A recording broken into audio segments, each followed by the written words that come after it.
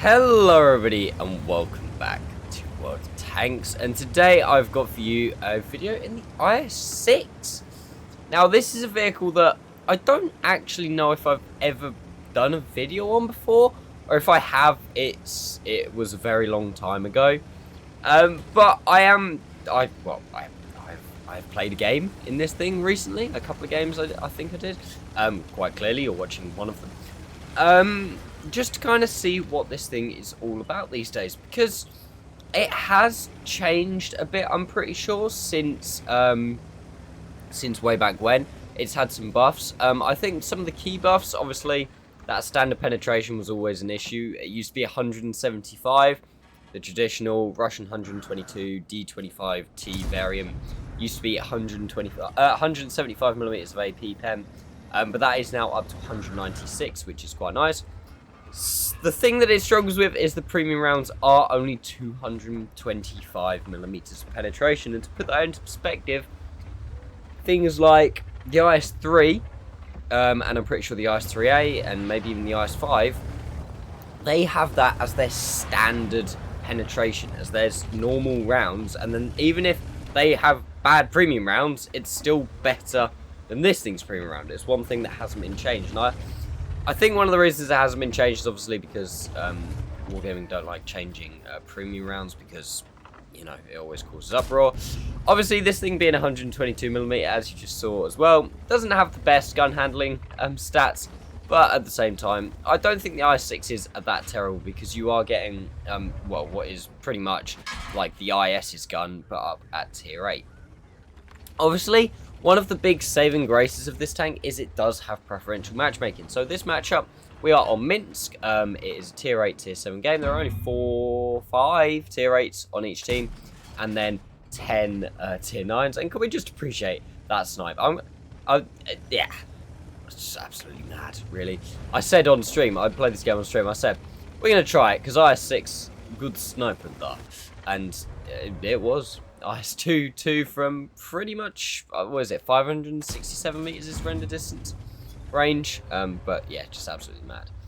One of the other things that has changed on the IS-6 over the years is I'm pretty sure they have made the armor so much stronger, and this thing is kind of now, as far as I'm aware, you kind of play this thing now like a tier 8 IS-4, which is exactly how I play it. So I've decided to push forwards here, and priority target is going to be the Renegade, because he is the tier 8 heavy tank on the enemy team. The Renegade, very, very good tank. Got really good DPM, just a good all-round tank. See my videos on that if you want to know more about that. But we are just going to try and bully him. The IS-6 has got half decent DPM. It has got 390 alpha, but like I say, because it does have pretty poor other gun stats relative to a lot of other tanks, for example like the Renegade, its DPM is actually pretty good. Again, we're just bullying here, we're just bullying the tier 6 tanks. We managed to finish off the IS, we finish off the Renegade, and again I just angle just less than 45 degrees towards this King Tiger, and he struggles to pen me. Unfortunately, we blocked the shot from the IS-2S, and look, that guy bounces that shot here.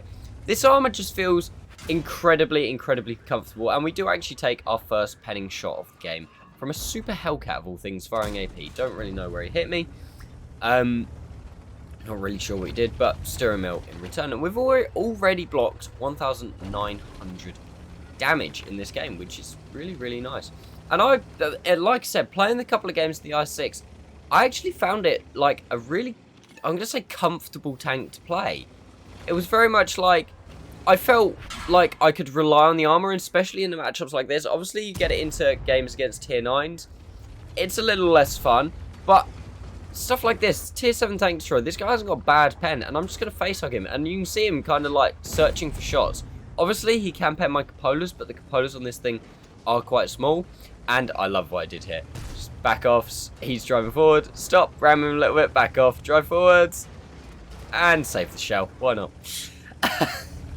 Just ram him to death, just very slowly. Just giving him a couple little love taps, and he dies. Beautiful. Now, I am already on my last AP shell, and that is because, if you didn't pay attention at the start of the game, I do actually take more APCR than I do AP in this tank, because of when I'm not in a matchup such as this, and you end up facing tier 8s, tier 9s. 196 pen in a heavy tank fight is not the most fun. But we have managed to pretty much save the majority of our hit points towards the end of the game. We've picked up 4 kills and 3,700 damage already. That went pretty quick. I was convinced that the E25 was going to be sitting in that bush to my left. He is not.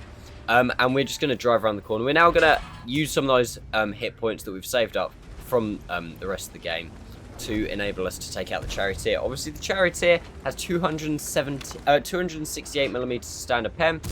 That's where the armor starts to not hold up quite so well against things like that, especially with good gun depression, so he can eliminate the majority of the slope on your tank. Can we hit him before he goes around the corner? Fire it on the move. We do hit him, and we set him on fire as well. Very, very, very nice. And we're going to go for the ram. I put my gun up. I'm like, yeah, I can get the ram. Oh, that's just awkward. So we shoot him. Finish him off instead, picking up a top gun, which is very, very nice. And that is all she wrote for me in this game. I don't actually manage to pick up any other damage, I don't think. We'll speed the replay up. Because, yes, the IS-6 definitely isn't slow. It's kind of the same as, like, all other tier 8 Russian heavies, like IS-3 kind of things. It's not particularly slow. I wouldn't say it's particularly fast. No, we don't actually end up doing anymore. But you're not going to manage to relocate from one side of the map to the other to pick up extra damage. However, we did nearly 5,000 damage in that game, 2,785 blocked, and a little tiny bit of assistance. But this thing's just... I didn't realise how good this feels. Similar to the Type 59, I did a video on that a couple of videos back. Since it's had a couple of buffs, it now feels like a decent tank at tier 8. Granted, not that good, but it kind of feels like... Obviously, matchups these days for tier 8s with preferential are a lot worse than they used to be. They used to be used to see tier 6s pretty much every game, if not tier 7s. You very rarely saw tier 9s, and if you did, you also had a load of tier 7s in the game. But nowadays, that's not the case. But with the kind of buffs to, like I say, this tank and the Type 59 stand out to me. This thing feels really comfortable, like really, really, really comfortable to play. And I think it's one of the tanks that I am going to, at some point soon, try and stick another one of those on the barrel and try and get a third mark on it, because this game took me up to, well, nearly 91% on the mark.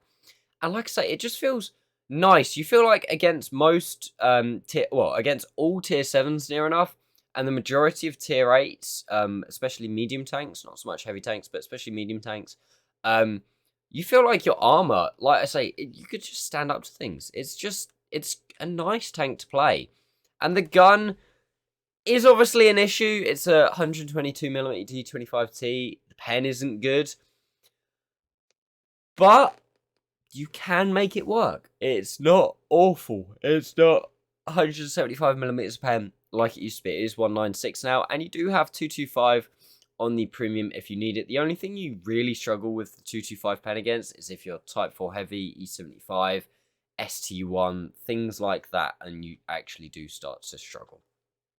Anyway, without further ado, let's go take a look at the post-game stats. If you have enjoyed the video, guys, make sure you give it a like, subscribe, notifications on, all that good stuff. And yeah, let's jump into the post-game stats. So, there we go, guys. That was an ace tanker. I was going to make this into a tank review, but I thought probably not a lot of people are going to want to buy the IS. Not a lot of people are asking, oh, should I buy an IS? So I didn't. If you do want me to make a tank review on this thing, then please do let me know in the comments, and I'll see what I can do. If I do try and 3 mark it, I'll see if I can grab another ace tanker and get a tank review out to you guys. But yeah, that was an ace. We got a Top Gun, High Caliber, and Steel Wall. Very nice to pick up all 3 of those.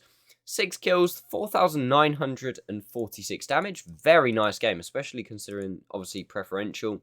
So there wasn't a load of tier 8s in the game.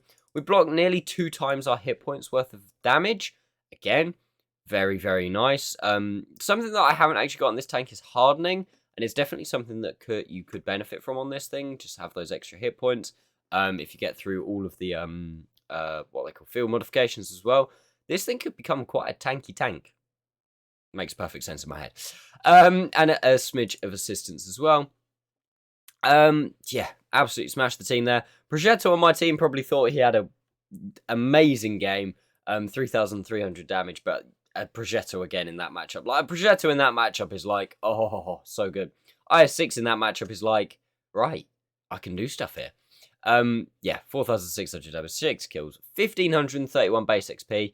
Nice haul of base XP there as well. Fired 19 shots, hit 15, pen 15. Not too bad. And a couple of those shots as well were at the end, like, really, really speculative shots. So everything that I shot at, I penned, which, again, in an IS-6, that's not something you see often. Made an absolute buttload of credits because I had reserves running. There was clan reserves running as well. And the IS-6 does make a decent amount of credits. Like, if you want a credit maker, this thing is quite a decent tank. Obviously, the thing you do struggle with is when you have to start firing premium rounds in it, because you do get into that slightly worse matchup, which is never good. But I think it does have a slightly higher credit coefficient. It's one of those old-style premium tanks that that really does. And that was all in a just over 17-minute game, although I'm pretty sure I stopped doing damage around like 5.5 to 6 minutes. Why did I say 17? 7-minute game, Max. Come on, you got this.